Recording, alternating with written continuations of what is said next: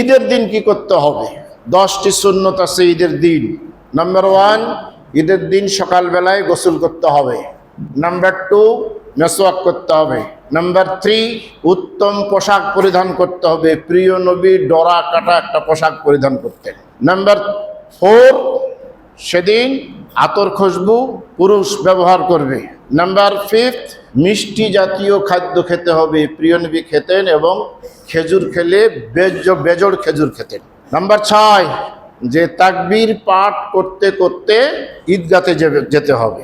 7, প্রিয় নবী যাওয়ার সময় কামার, এই ধরনের সমাজে অবহেলিত লোকগুলি থাকতেন, সেই রাস্তা দিয়ে যেতেন। ফিরার সময় যে এই রাস্তা, যাদের বাড়িঘর মুচি, ওই রাস্তা দিয়ে আসতেন। এই অবহেলিত মানুষগুলি যারা খেতে পায় না, পরমুখাপেক্ষী, উদ্দেশ্য হলো পায়ে হেঁটে যেতেন, কিন্তু 8 নম্বর বা 7 নম্বর পায়ে হেঁটে যেতেন। অবস্থা যদি অনুকূলে হয় পায়ে হেঁটে যাওয়া সুন্নত।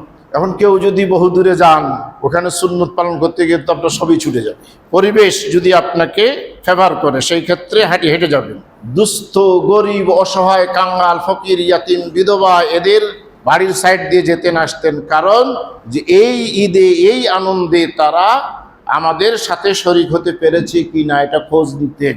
প্রয়োজন নেই, সুন্নত। আপনি তো শুধু নিজে খাইলেন, পেট করে ঢেকুর তুলে তাকবীর পড়তে পড়তে গেলেন, গরিব অসহায় ফকিরের খোঁজ নিলেন না। তারপরে ঈদগাতে গিয়ে কোনো সালাত নামাজ পড়তেন না ঈদের নামাজের আগ পর্যন্ত। ঈদের নামাজের আগে কোনো বক্তব্য নাই, কোনো নামাজও নাই। তারপরে ঈদের নামাজ পড়ার পরে প্রিয় নবী সাহাবীদের সাথে, মুসলিম মিল্লাতের সাথে মুআনাকা করতেন এবং দোয়াটা পড়তেন, তাকাব্বালাল্লাহু মিন্না ওয়া মিনকুম। আল্লাহ পাক যেন আপনাদের ঈদ, আপনাদের সওম, আপনাদের ইতিকাফ, আপনাদের কোরআন তেলাওয়াত, আপনাদের তারাবি, আপনাদের দান খয়রাত, আপনাদের যাকাত, আপনাদের ফিতরটা কবুল করেন, আমাদেরটাও মঞ্জুর করেন, আমিন। প্রিয় নবী ঈদের মাঠে বাচ্চাদেরকে নিয়ে যেতেন, মহিলাদেরকে নিয়ে যেতেন, শিশুদেরকে নিয়ে যেতেন। মহিলাদের ব্যাপারটা এত গুরুত্বপূর্ণ যে প্রিয় নবী ঈদগাতে মহিলাদেরকে নিয়ে দিতে বলেছেন। যদি তারা মেন্স অবস্থায় থাকে, ঋতু অবস্থায় থাকে, নাপাক অবস্থায় থাকে, তবুও তারা ঈদগাতে যাবে।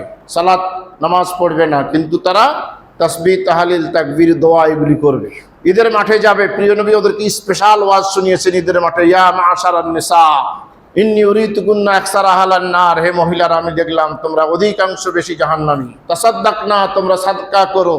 জাহান্নাম থেকে মুক্তি পাওয়ার জন্য তোমাদের কানের দুল, নাকের ফুল, হাতের বালা, গলার মালা, এই স্বর্ণগুলি দিয়ে জাহান্নাম থেকে মুক্তি নিয়ে না। এই স্পেশাল ওয়াজ করতেন প্রিয় নবী মহিলাদেরকে ঈদের মাঠে।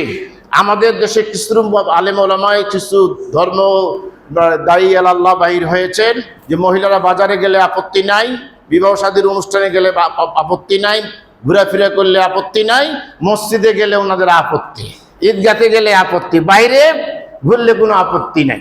না, হাদিস কোরআন যা আমাদেরকে শিক্ষা দিয়েছে আমরা সেটাই মানব।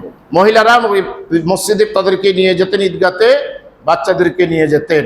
ফেরার সময় আর একটা ওই যে দুস্থ, গরিব, ওই নিম্ন শ্রেণীর অবহেলিত মানুষদের বাড়ির পাশ দিয়ে আসতেন। এই কাজগুলি যদি আমি পুরোপুরি ঈদের দিন পালন করতে পারি, সারাদিন তাকবীর পড়তে পারি, আল্লাহু আকবার, আল্লাহু আকবার, আল্লাহু আকবার, লা ইলাহা ইল্লাল্লাহ, আল্লাহু আকবার ওয়া লিল্লাহিল হামদ, আল্লাহু আকবার কাবীরা ওয়ালহামদুলিল্লাহি কাসীরা ওয়া সুবহানাল্লাহি বুকরাতান ওয়া আসীলা। যারা সাওম পালন করে, তারাবি পড়ে, কোরআন তেলাওয়াত করে, ইতিকাফ করে, তারপরে লাইলাতুল কাদের রাত জাগরণ করে, ফিতরা আদায় করে, এই নিয়মে ঈদের নামাজ পড়ে বাড়িতে ফিরে আসবে। প্রিয় নবী বললেন, কাফালাদাতুহু উম্মুহ, মা যেদিন প্রসব করেছিলেন সেদিন যেমন নিষ্পাপ হয়ে জন্ম নিয়েছিলাম, এই ঈদের পরে আমার উম্মত ওইভাবে নিষ্পাপ হয়ে যাবে। আল্লাহ পাক আমাদেরকে আমল করার তৌফিক দান করুন।